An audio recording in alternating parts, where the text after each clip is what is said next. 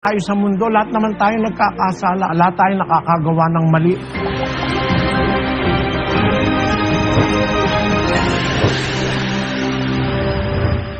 Halimbawa, yung gumawa ng masama sa'yo, kaya ka napariwara, isang taong masamain, bandang huli, naging Kristiyano. Assuming na talagang naging Kristiyano siya, pinapatawad siya ng Diyos, ang ibig sabihin. Kahit pa hindi mo siya pinatawad, may karapatan ng Diyos na patawarin siya. Kasi sa Diyos naman talaga tayo nagkakasala eh. Kahit na tayo pumatay, hindi tayo lang dun sa pinatay nagkakasala, pati sa Diyos kasi siya nga ang nag-utos, huwag kang papatay. Tinuturuan lang tayo ng Diyos magpatawad kasi kung hindi tayo magpapatawad, hindi rin naman niya tayo patatawarin. Pag nagpapatawad tayo, papatawarin niya tayo. Kasi ganun ang Diyos eh. Sabi niya sa mga Kristiyano, kung ano gusto niyong gawin sa inyo, gawin din ninyo sa kapwa niyo tao. But tinuturo sa school yun, tawag doon, golden rule eh. And in another verse of the scriptures, do not do unto others what you would not like others to do unto you. So, yun ay a law of justice. Gusto mong patawarin, magpatawad ka. Gusto mong kaawaan, maawa ka. Sabi ni Kristo, mapalad ang maawain, sila'y kaaawaan. Iyon ang action and reaction. When you are living the spiritual life of a Christian, regardless of what happened to you, it is not a reason that because somebody did you wrong, you will lose your faith in God. Ang mga unang Kristiyano, pinag-usig, pinapapatay, pinapakulong. Kung lahat sila, dahil ginawan sila ng masama, wala naman silang ginagawang masama, hindi naman niniwala sa Diyos, walang logic, wala rin justice. Hindi naman ang Diyos ang gumawa sa ng masama eh. Mga alagad ni Satanas eh. Dapat nga doon ka lalong lumapit sa Diyos sapagkat sabi ng Diyos, ako ang gaganti. Let us read 2 Thessalonians, chapter 1, verse 6. Kung isang bagay na matuwid sa Diyos na gantihin ng kapighatian ang mga pumipighati sa inyo, at kayong mga pinighati ay bigyang kasama namin ng kapahingahan sa pagpapakahayag ng Panginoong Hesus mula sa langit na kasama ang mga anghel ng kaniyang kapangyarihan na nasa nagniningas na apoy. Iyon ang hustisya ng Diyos eh.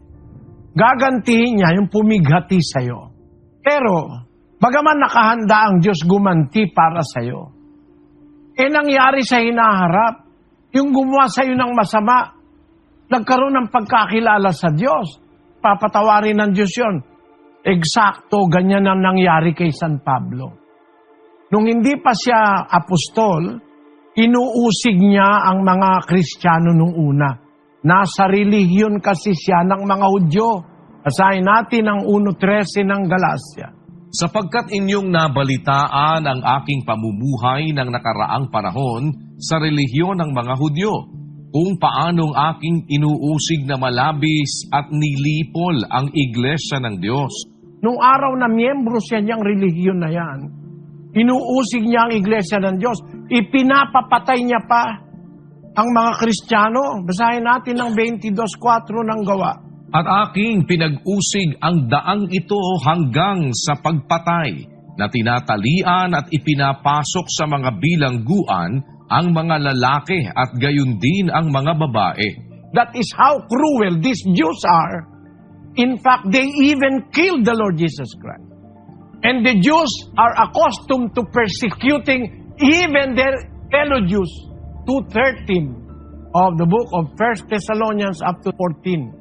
For this cause also thank we God without ceasing, because when ye received the word of God, which ye heard of us, ye received it not as the word of men, but as it is in truth the word of God, which effectually worketh also in you that believe.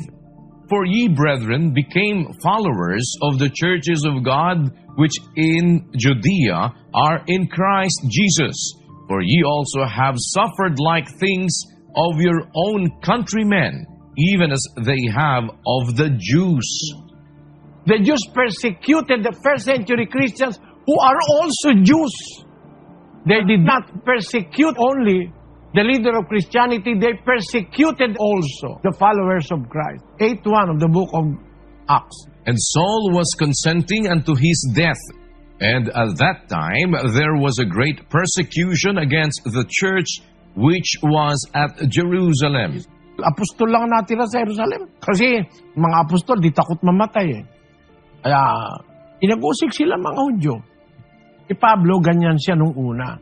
Pero, nung bandang huli, nabalitaan ng mga kapatid, yun ikaw umuusig sa atin. Ngayon, mangangaral na natin. Tuwan-tuwa yung mga kapatid. Hindi sila nagtanim ng galit kay Pablo. Kahit inusig sila, hindi sila nawala ng tiwala sa Diyos, nagtiis sila. Kaya kahit na yung umusig sa'yo, gumawa sa'yo ng masama, ba't ikaw ay gagawa rin ng masama? Ba't hihiwalay ka sa Diyos? Ang example ng mga first century Christians, kahit pinag-usig sila ng mga Hudyo, nanatili sila sa pananampalataya. At bandang huli, dahil sa kanilang pananampalataya, yung umuusig sa kanila, nakasama pa nila. Basahin natin ang Galatia 1:22. At hindi pa ako nakikilala sa mukha ng mga iglesia ng Judea na pawang kay Kristo, kundi ang kanila lamang naririnig na pinag-uusapan ay yung umuusig sa atin ng una, ngayon nangangaral ng pananampalataya na ng ibang panahon ay kaniyang sinisira at kanilang niluluwalhati ang Diyos sa akin. Dahil sa kay Pablo na dating mang-uusig sa kanila, niluwalhati pa ng mga unang Kristiyano ang Diyos. Bakit? Yun ikang dating umuusig sa atin, ngayon nangangaral na, apostol na, tuwan-tuwa yung mga ginawa ng pag-uusig. Eh kung ikaw yan kapatid, matutuwa ka ba? Siguro matutuwa ka rin. Biro mo yung umuusig sa'yo kayong kasama mo na. Pati naman magnanakaw, pagka nagsisisi, pinapatawad ng Diyos di ba? Kahit naman sino pa, patawarin natin, patawarin mo. Ang mga nagkakasala, utos kasi ng Diyos yun Kasi dapat kung tayo talagang maka-Diyos, magpapatawad tayo. Kahit hindi pa humingi ng tawad yung tao, palagay mo, nakamatayan niya, di naman niya nahingi tawad mo. Gusto naman siyang patawarin ng Diyos. Ganun lang tayo sa mundo, lahat naman tayo nagkakasala, lahat tayo nakakagawa ng mali, maaaring sa ating asawa, anak, kapwa. Pero kung nakagawa man tayo ng mali sa iba, yung iba nagawan din tayo ng mali, magpatawaran. Kasi yung pagpapatawad, ang Diyos nga nagpapatawad, tayo pa.